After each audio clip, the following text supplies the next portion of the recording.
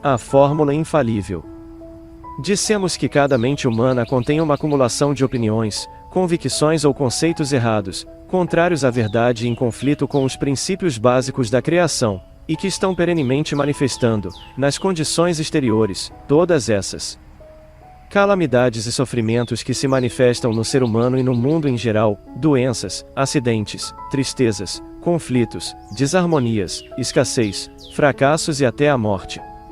Felizmente nada disso se ajusta na verdade do ser. Felizmente existe a maneira de apagar todas essas falsas crenças e substituí-las por corretas, que não somente produzem condições e circunstâncias positivas, boas, felizes, corretas, como, uma vez corrigido o erro e estabelecida a verdade no subconsciente, nunca mais poderão voltar a suceder coisas negativas nas nossas vidas. A ordem foi trocada.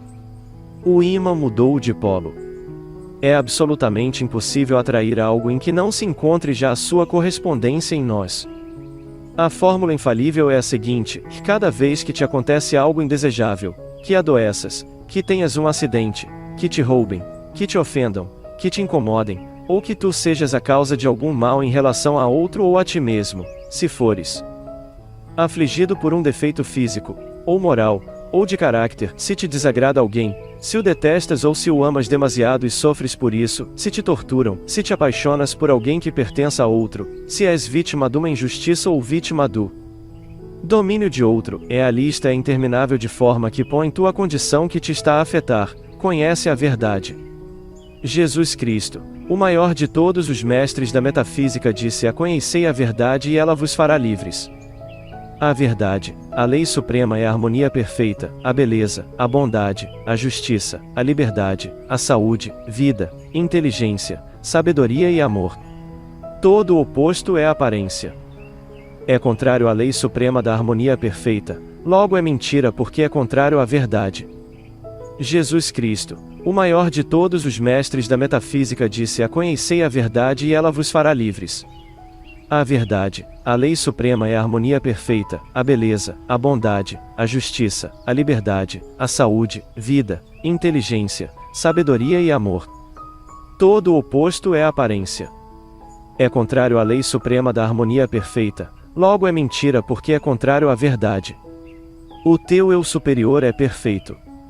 Agora e sempre foi perfeito. Não pode adoecer porque é vida. Não pode morrer pela mesma razão. Não pode envelhecer. Não pode sofrer. Não pode ter medo. Não pode pecar. Não tem que lutar. Não pode mudar nunca. É belo. É amor, inteligência, sabedoria. Essa é a verdade. É a tua verdade, a minha, a de todos os seres humanos, agora. Não é que o ser humano seja Deus. Assim como uma gota de água do mar não é o mar. Mas contém tudo que forma e contém o mar, num grau infinitesimal, e para um átomo, essa gota de água é um mar. Qualquer coisa que estejas manifestando, que te esteja a acontecer contrária à harmonia perfeita, o que tu mesmo estejas fazendo ou sofrendo que seja contrário à lei da harmonia perfeita, deve-se a uma crença errada que tu criaste, já o sabes, e que, por reflexo, estás atirando para fora e atraindo o seu igual do exterior. Não tem nada que ver com o teu eu superior. Esse continua perfeito. As suas condições e a sua situação são perfeitas. Agora, em cada uma das circunstâncias enumeradas acima, deves recordar o que eu acabo de dizer e depois dizer mentalmente ou em voz alta, como quiseres: não o aceito. Dilo com firmeza, mas com infinita suavidade. Os trabalhos mentais não necessitam de força física. Nem o pensamento nem o espírito têm músculos. Quando disseres: não o aceito, falo como se dissesses: não me apetece, tranquilamente, mas com a mesma convicção e firmeza, sem gritar, sem violência, sem movimento e sem brusquidão. Faço-me entender. Depois de teres dito: não o aceito, lembra-te que o teu eu superior é perfeito, que as suas condições são perfeitas. Agora diz, e declaro que a verdade deste problema é harmonia, amor, inteligência, justiça, abundância, vida, saúde, etc. qualquer que seja o oposto à condição negativa que se está manifestando nesse momento. Obrigado, Pai, que me ouviste. Não deves acreditar cegamente no que estás lendo. Deves comprová-lo tu mesmo. Em linguagem metafísica, isto chama-se a um tratamento. Depois de qualquer tratamento, há que se conservar a atitude a quando da declaração. Não se pode permitir que haja dúvida a respeito da eficácia do tratamento, nem se pode voltar a expressar por palavras os conceitos, opiniões e crenças antigas, porque se destrói e se anula o tratamento. O propósito é de transformar o padrão mental que tem estado a dominar o subconsciente, ou seja, o clima mental em que tens vivido, com toda a tua série de circunstâncias negativas. São Paulo disse: sois formados pela renovação da vossa mente. Esta renovação faz-se mudando toda a crença antiga, à medida que se vão apresentando perante a nossa vida, ou a nossa consciência com o conhecimento de desacordo com a verdade. Temos convicções que estão tão arraigadas que são aquilo a que se chama em linguagem metafísica a cristalizações. Estas requerem mais trabalho que as outras. Mas cada negação ou afirmação a que se faça em relação a estas cristalizações vão apagando o desenho original, até que este desaparece totalmente e não fica senão a verdade. Verás os milagres ocorrerem na tua vida, no teu ambiente e nas tuas condições. Tu não tens defeitos, senão aparência de defeitos. O que vês como defeitos morais ou físicos, são transitórios, porque ao a conhecer a verdade do teu eu verdadeiro, teu Cristo, teu ser superior, perceberás que és um perfeito Filho de Deus, feito à semelhança do Pai, e começam a apagar-se as imperfeições que estás apresentando ao mundo. É um feito constatável. Todo estudante de metafísica cristã pode corroborar o que acabo de dizer. Esta é a grande verdade. Nunca a esqueças. Começa agora mesmo a praticá-la. Quanto mais se pratica, mais se realiza, mais se cresce e mais feliz te sentirás. Lembra-te. Tu és único, como as tuas impressões digitais. Foste criado como um desenho único, para um propósito especial e mais ninguém o pode cumprir. Demoraste 14.000 anos para evoluir e chegares a este ponto. As expressões de Deus são infinitas. Tu e eu somos só duas dessas infinitas expressões. O teu Cristo é um ser inteligente que te ama com delírio e que espera há séculos que o reconheças. Chegou o momento. Fala-lhe, consulta-o e espera as suas respostas. É o guia e mestre, único para ti. Quando conseguires compreender, aceitar e praticar esta verdade, nascerá Cristo em ti. É o que está profetizado para esta era. É o Messias. Jesus não vai voltar a nascer agora. Cada um vai encontrar o Cristo na sua consciência e no seu coração, tal como aconteceu com Jesus. Por isso o chamaram de Jesus Cristo. Capítulo 4. O decreto. Cada palavra que se pronuncia é um decreto que se manifesta no exterior. A palavra é o pensamento falado. Jesus disse duas coisas que não foram levadas a sério. Uma: pelas tuas palavras serás condenado e pelas tuas palavras serás justificado. Isto não significa que os outros nos julgarão por aquilo que dizemos, apesar disto também ser verdade, como já terás compreendido. O mestre ensinava metafísica, só que o povo não estava ainda suficientemente maduro para o entender. Em várias ocasiões advertiu-o, dizendo que tinha ainda muitas outras coisas a dizer, mas que não seriam compreendidas. Noutras ocasiões disse que aquele que tivesse ouvidos para ouvir, ouviria. A segunda referência que fez ao poder da palavra foi: não é aquilo que entra pela boca que intoxica o homem, mas o que da sua boca sai, porque o que da boca sai, do coração procede. Mais claro não pode ser expresso. Proponho-te que tenhas atenção a tudo o que decretas num só dia. Vamos recordar-te. Os negócios estão péssimos. As coisas andam muito mais. A juventude está perdida. O trânsito está impossível. O trabalho está insuportável. Não se consegue emprego. Não deixes isso por aí porque senão és roubado. Os ladrões estão a assaltar em todas as esquinas. Tenho medo de sair. Cuidado que cais. Cuidado que te matas. Ainda vais ser atropelado. Vais partir isso. Tenho muito azar. Não posso comer isso porque me faz mal. A minha memória é fraca. A minha alergia. A minha dor de cabeça. O meu reumatismo. A minha má digestão. Esse tipo é um bandido. Essa é uma desgraçada. Tinha que ser, pois. Não te surpreendas nem te queixes se ao expressá-lo vês acontecer. Tu o decretaste. Deste uma ordem que tem que ser cumprida. Agora lembra-te, não te esqueças nunca, cada palavra que pronuncias é um decreto. Positivo ou negativo. Se for positivo, manifestar-se-á no bem. Se for negativo, manifestar-se-á no mal. Se for contra o próximo, é o mesmo que se o tivesses decretado contra ti mesmo. É-te devolvido. Se és bondoso e compreensivo com os outros, receberás bondade e compreensão por parte dos outros. E quando te acontece algo que te aborrece, desagradável, negativo, não digas, mas se eu não estava a pensar nem a ter medo que isto me acontecesse. Tenha a sinceridade e a humildade de te lembrares em que termos te expressaste em relação a alguém próximo. Em que momento saiu do teu coração um conceito velhíssimo, ali arraigado, que se calhar não passa de um costume social como a maior parte desses citados acima, e que tu realmente não tens vontade de continuar a usar. Como o sentimento que acompanha um pensamento é o que se grava com mais firmeza ao subconsciente, Mestre Jesus, que jamais empregou palavras supérfluas, expressou muito bem ao dizer: o que da boca sai, do coração procede, e isto dá-nos a chave inequívoca. O primeiro sentimento que nos ensinam é o medo. Ensinam-nos primeiro os nossos pais e depois os nossos professores de religião. Ao sentirmos medo, nosso coração acelera. Costumamos dizer: a por pouco saía-me o coração pela boca, para demonstrar o grau de medo que sentimos em dado momento.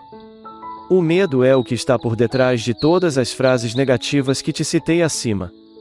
São Paulo disse: e somos transformados pela renovação das nossas mentes. Cada vez que te deis conta de estar a dizer uma frase negativa, saberás o gênero de conceito errado que possuis arraigado no subconsciente, e saberás a que gênero de sentimento obedece, e medo ou desamor, acaba com ele, limpa-o, negando-o por mentiroso e afirma a verdade se não queres continuar a manifestá-lo no teu exterior. Ao fim de pouco tempo usando esta prática, notarás que a tua linguagem é outra. Que o teu modo de pensar é outro. Tu e a tua vida se transformarão pela renovação da mente.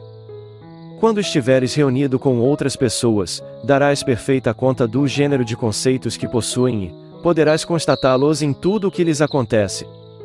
Sempre que ouvires conversas negativas, não afirmes nada daquilo que expressam.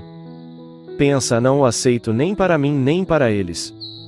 Não precisas dizê-lo aos outros.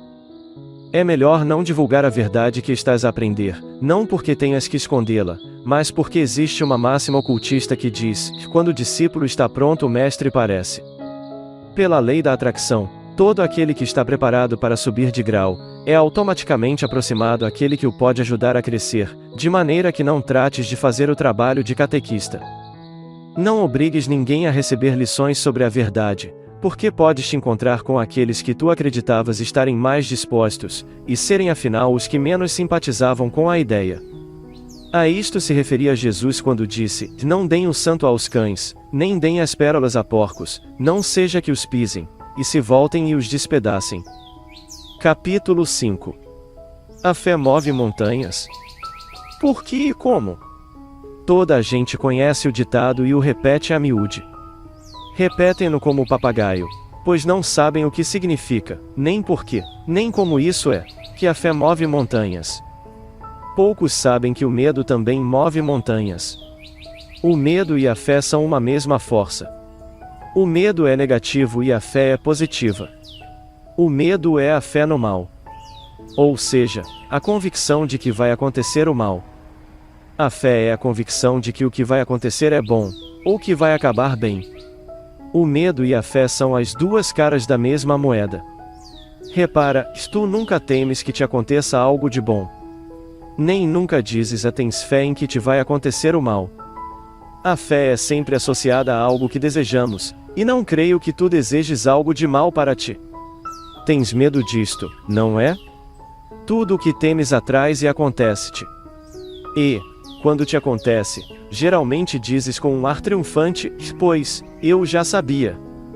Eu pressenti, e sais a correr a contar e repetir, para dar lustre aos teus dotes de clarividente. E o que na realidade aconteceu, é que o pensaste com medo. Pressentiste? Claro. Pressentiste. Tu mesmo o estás a dizer. E tu sabes que tudo o que se pensa sentindo ao mesmo tempo uma emoção, é o que se manifesta ou se atrai. Tu mesmo o antecipaste e o esperaste.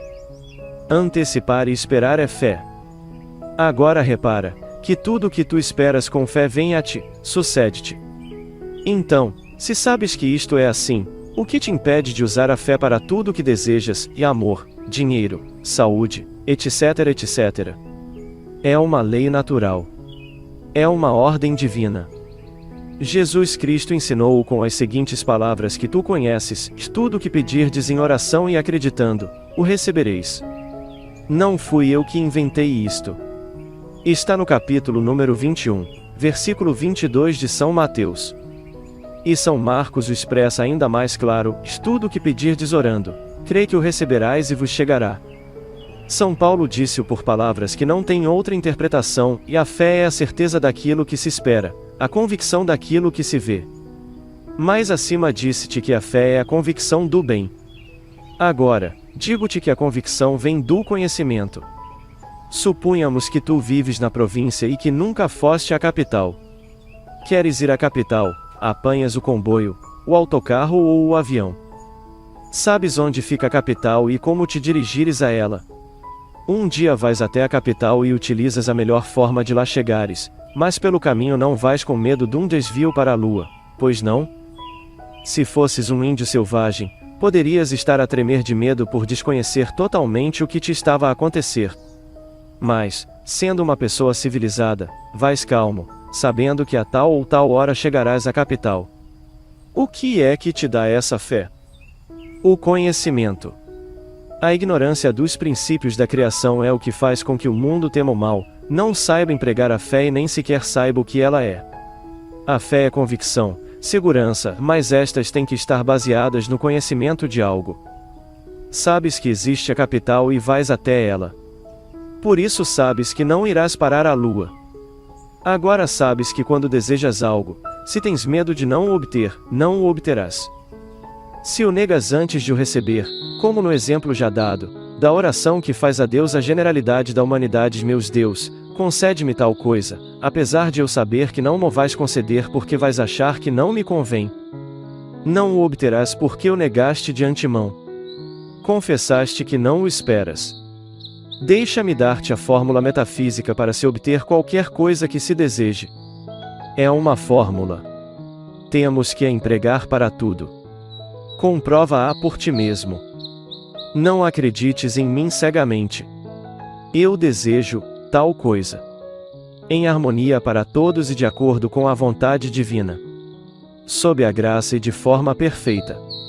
Obrigado, Pai, que me ouviste. Agora não duvides por um só instante. Empregaste a fórmula mágica.